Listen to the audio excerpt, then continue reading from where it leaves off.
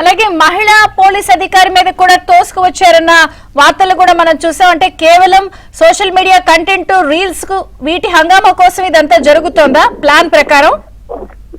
మొత్తం ఉదయం నుంచి కూడా పోలీసులు చాలా సంయమనంతో వ్యవహరిస్తున్నారు. వైసీపీ నేతలకు గానీ కార్యకర్తలకు గానీ ఎక్కడ ఇబ్బంది కలగకుండా వారికి అనుమతి ఇచ్చినటువంటి ప్రకారం వారు నడుచుకుంటే ఎలాంటి ఇబ్బంది లేదని చెప్పి పోలీసులు చెప్తున్నారు. సహకరించాలని వేడుకుంటున్నటువంటి పరిస్థితి అయినప్పటికీ కూడా పెద్ద ఎత్తున జన సమీకరణ చేశారు. దాంతో పాటుగా ఎక్కడికక్కడ ధర్మాన ప్రసాదరావు ఇంట్లోనే దాదాపుగా 2000 మంది కార్యకర్తలు ముందస్తుగా అక్కడ సిద్ధం చేశారు. జగన్ వచ్చేటటువంటి దారిలోనే ఉంటుంది ధర్మాన ప్రసాదరావు ఇల్లు. అయితే ఆ జగన్మోహన్ రెడ్డి వచ్చే సమయానికి అందరూ ఒక్కసారిగా మూకుమ్మడిగా వెళ్లిపోవాలనేటటువంటి ఒక ఆదేశాలు ఇచ్చారు. దీంతో పెద్ద ఎత్తున కార్యకర్తలు దూసుకొచ్చారు. ముఖ్యంగా మహిళా ఎస్ఐను కూడా చింతాడు రవికుమార్ ఆందోళన ఇన్ఛార్జ్ నెట్టేసి వెళ్తున్నటువంటి విజువల్స్ కూడా మనం చూడొచ్చు. అంటే పోలీసులు అంటే కనీసం లెక్కలేనటువంటి పరిస్థితి, చట్టాన్ని గౌరవించలేనటువంటి పరిస్థితి. ముందుగానే అభ్యర్థించారు అనుమతి కోసం, అనుమతి ఇచ్చిన తర్వాత కూడా ఒక రకమైనటువంటి డిస్టర్బెన్స్ క్రియేట్ చేయాలనేటటువంటి ఒక భావంతో వైసీపీ కార్యకర్తలకు వ్యవహరించారు. పోలీసులు కూడా ఒకవేళ అనుమతి ఇవ్వకపోతే ఆ రకమైనటువంటి రద్దు చేసేటటువంటి ప్లాన్ చేశారు. కానీ పోలీసులు అనుమతి ఇచ్చారు. సక్రమంగా సంయమనంగా కార్యక్రమాలు పూర్తి చేసుకుని వెళ్లాలని సూచించారు. అయినప్పటికీ కూడా ఒక ప్రహసనంలో సాగింది. మొత్తం కూడా పెద్ద ఎత్తున ఉద్రిక్తమైనటువంటి వాతావరణాన్ని క్రియేట్ చేశారు. ఎక్కడికక్కడ పోలీసుల మీద దాడులు, అదేవిధంగా విచ్చలవిడిగా చెలరేగిపోయినటువంటి పరిస్థితి. కార్యకర్తలు మొత్తానికి జగన్మోహన్ రెడ్డి పర్యటన కేవలం ఉత్తరాంధ్ర ప్రాంతంలో ఉండేటటువంటి ఒక ప్రశాంతమైనటువంటి వాతావరణాన్ని చెడగొట్టేటటువంటి ప్రయత్నం చేసేటటువంటి క్రమంలో చేశారనే భావన స్థానికంగా వ్యక్తమవుతున్నటువంటి పరిస్థితి కనబడుతోంది. విజిటర్ అతి చిన్న పరామర్శను కూడా పూర్తి స్థాయిలో రాజకీయంగా వాడుకోవడాన్ని ఎలా చూడాలి? అలాగే ఇప్పుడు ప్రత్యేకించి ములాఖత్ సమయం అయిపోయింది కాబట్టి సమయం వృధా అనేది ఇక్కడ స్పష్టంగా కావాలని చేసినట్టు కనిపిస్తుంది కాబట్టి మరి ములాఖత్కి ఏమైనా అనుమతించే అవకాశం ఉందా? యాక్చువల్ గా 5 గంటలకు ములాఖత్ సమయం ముగుస్తుందని చెప్పి జిల్లా అధికారులు చెప్తున్నారు. జిల్లా జైలు అధికారులు చెప్తున్నారు. ప్రస్తుతం జగన్మోహన్ రెడ్డి జైలు దగ్గర చేరుకున్నారు. అప్పలరాజు కుటుంబ సభ్యులు బయట ఉన్నారు, వారితో మాట్లాడుతున్నటువంటి పరిస్థితి ఉంది. అయితే అప్పలరాజుకి కలవడానికి జైలు అధికారులు అనుమతిస్తారా లేదా అనేటటువంటిది ఇంకా స్పష్టత రాలేదు.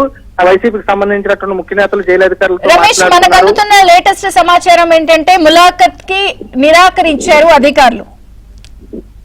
మొత్తానికి వాస్తవంగా అయితే అది విఐపీ అయినా లేకపోతే విఐపీ కాకపోయినా కానీ ములాఖత్ అనేటటువంటిది 5 గంటలతో ముగుస్తుంది. కానీ జగన్మోహన్ రెడ్డి 5 గంటలు దాటిన తర్వాత జైలు దగ్గరికి చేరుకున్నారు. 5 గంటలు దాటిన తర్వాత 10-15 నిమిషాల తర్వాత జైలు దగ్గరికి చేరుకున్నారు. అప్పటికి కూడా ఇంకా ఆయన కాన్వాయ్ దిగకుండా జైలు దగ్గరికి వెళ్లకుండా ఆ ప్రొసీజర్ ఏది కూడా ఫాలో కాలేదు. దీంతో జైలు అధికారులు తమ నిబంధనల మేరకు ఎప్పటి వరకు సమయం ఉంటుందో ఆ సమయంతో ముగించేశారు. అయితే ప్రస్తుతం వైసీపీ నేతలు చర్చిస్తున్నారు కానీ ఉన్నతాధికారులకు నివేదిస్తాం తప్ప మేము నిర్ణయం తీసుకునే అధికారం లేదని చెప్పి శ్రీకాకుళం జైలు అధికారులు వాటితో ఇస్తున్నటువంటి పరిస్థితి. మొత్తానికైతే జనరల్ గా ఉండేటటువంటి ములాఖత్ టైం అయితే ముగిసిపోయింది.